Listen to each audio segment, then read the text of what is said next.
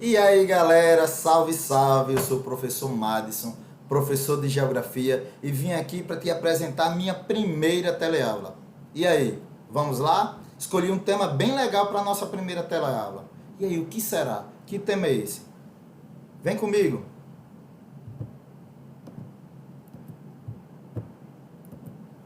O que temos para hoje, né? Interessante. Tenho três imagens na tela. A primeira é uma xilogravura japonesa com o título A Onda. Eu tenho uma onda gigante destruindo tudo. Tem fogo também. Por coincidência ou não, a segunda imagem também de uma onda gigante. E a onda gigante está cobrindo a bandeira do Japão. Terceira imagem também fala no Japão. É uma onda gigante, uma charge, que tem um castelinho de areia com a bandeira do Japão e uma onda gigante. Isso mesmo, a nossa aula de hoje vai ser sobre tsunami. Aí a gente pergunta, né? O que é o tsunami? O que é isso aí? Antes disso, vamos para a manchete recente do jornal Estado de Minas, da seção internacional. Vamos lá? Matéria publicada no dia 25 de 3 de 2020. Recente a matéria, que diz que teve um terremoto lá na Rússia com magnitude 7,2, magnitude 7,2. Será que esse terremoto que aconteceu lá foi forte? Se a gente for analisar que a escala Richter, que é a escala que mede a intensidade de um terremoto, ela varia de 1 até 9, 7,2 foi um terremoto alto, sim. Pode provocar grandes abalos, não é? O epicentro desse terremoto, olha, ele fala que foi a 200 quilômetros de profundidade. O que é um epicentro de um terremoto? O epicentro é justamente o local da superfície terrestre onde aparecem essas ondas sísmicas, certo? O choque das placas tectônicas vai acontecer no interior da Terra. Essa onda vai liberar esse choque, na verdade, vai liberar uma onda sísmica e justamente no local da superfície terrestre que essa onda sísmica for liberada, aí a gente chama de epicentro.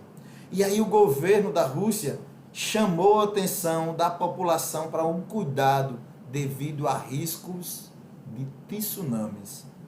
Vamos lá? Mas na verdade, o que é um tsunami, professor Madison? Um tsunami nada mais é do que uma onda gigante. A palavra vem do japonês, que significa onda do porto. Mas será que toda onda gigante é um tsunami? Não. A principal característica de um tsunami não é a altura da onda, mas sim seu comprimento. Ou seja, você pode falar o seguinte: professor, passei minhas férias em Portugal, visitei a praia de Nazaré, lá tem ondas gigantes que passam de 10 metros de altura. São tsunamis? Não. Uma onda gigante, ela tem um alto poder de avanço para o continente. Ela adentra o continente aproximadamente 10 quilômetros. As ondas na praia de Nazaré não, são ondas normais, certo? Normais entre aspas, né? Porque uma onda de 10 metros não vai ser normal, mas não é um tsunami, ok? O tsunami, gente, é uma onda que pode chegar a 30 metros de altura numa velocidade de aproximadamente 1.000 quilômetros por hora, ou seja, numa velocidade superior a de um avião, beleza? Aí na tela eu tenho uma imagem de um grande terremoto, um grande tsunami que aconteceu em 2004 lá na Ásia. Já já a gente fala um pouquinho disso aí, beleza? E aí, como é que formam os tsunamis? Como é que se forma? Um tsunami é formado a partir de anomalias que provocam deslocamento de água para todos os lados, como por exemplo um terremoto. Eu tenho um movimento das placas tectônicas no interior da Terra e esse movimento das placas tectônicas pode provocar, sim, o deslocamento de água para todos os lados. Principal motivo das causas de terremotos, de tsunamis, os terremotos, certo? As erupções vulcânicas também. Eu posso ter no fundo do oceano um vulcão e quando esse vulcão entra em erupção, ele libera uma grande quantidade de material vindo do interior da Terra. E liberando esse material, ele também vai provocar o deslocamento de água para todos os lados. E aí o que é que a gente tem? Um tsunami.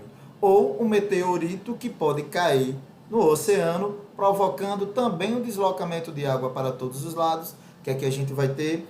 Outro tsunami, certo? Nas regiões polares, em 1958, um grande bloco de gelo se desprendeu lá no Alasca, caiu no oceano, gerando deslocamento de água para todos os lados e provocando um tsunami, ok? E aí, olha, 2004, como eu falei para vocês, teve um grande tsunami lá na Ásia, que foi considerado o maior dos últimos tempos, não é? O maior dos últimos 40 anos, que gerou ondas gigantes, que se espalharam por vários países do Oceano Índico, certo? Vamos na sequência aí, nesse infográfico da formação de um tsunami. Então eu tenho aqui o número 1, aqui uma falha, aqui eu tenho um encontro de placas tectônicas. Com o movimento dessas placas tectônicas, houve o que? O choque, houve o deslocamento de água para todos os lados. Esse deslocamento de água foi para todos os lados, as ondas com a velocidade superior a 800 km por hora, numa velocidade muito intensa, até que quando essa onda, que vai numa velocidade muito intensa, se aproxima da zona costeira, a profundidade diminui. Ou seja, eu tenho uma grande quantidade de água, com uma força muito intensa, numa velocidade muito intensa, mas o espaço que essa onda está passando, quando se aproxima da costa, fica cada vez menor. Assim, essa onda vai dobrar, ela vai crescer de tamanho, e é justamente assim que surge uma onda gigante com alto poder de destruição. Beleza? E aí, onde ocorre? Geralmente, as ondas gigantes, os tsunamis acontecem no Oceano Pacífico, mas nada impede que aconteça em outro lugar. Mas por que geralmente no Oceano Pacífico, professor? Justamente porque esse oceano ele se encontra numa área de alta instabilidade sísmica. É justamente nesse oceano que a gente tem o Círculo do Fogo ou o Anel do Fogo do Pacífico. Uma área que vai desde a costa oeste do continente americano, a costa leste da Ásia ou da Oceania, que tem um encontro de placas tectônicas e aí gera uma atividade sísmica muito intensa. Beleza? Tudo tranquilo até aqui? E aí, qual foi o pior tsunami de todos os tempos? No dia 26 de dezembro de 2004, teve um grande tsunami na Ásia, certo? Uma onda de cerca de 10 metros de altura que atingiu 13 países da Ásia e chegou até na África. Só para a gente ter uma ideia, gente, o movimento da maré variou de uma forma estranha, inclusive aqui no Brasil. Professor, você está dizendo que o tsunami de 2004 lá na Ásia chegou aqui no Brasil. A onda gigante não. Mas o movimento da maré foi registrado de uma forma estranha no Rio Grande do Norte, na Bahia e no Rio de Janeiro. Certo? Esse tsunami, com ondas de mais de 10 metros de altura, matou nada mais, nada menos que 230 mil pessoas e deixou 500 mil pessoas desabrigadas. Certo? Sobre esse tsunami, uma dica de filme, O Impossível.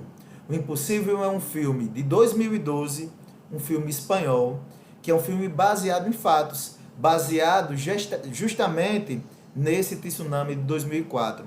Ele conta a história de uma família estadunidense que mora no Japão e foi passar as férias na Ásia. E um dia depois da noite de Natal, o que é que acontece? Vem a onda gigante. Quem não assistiu, fica a dica, ok?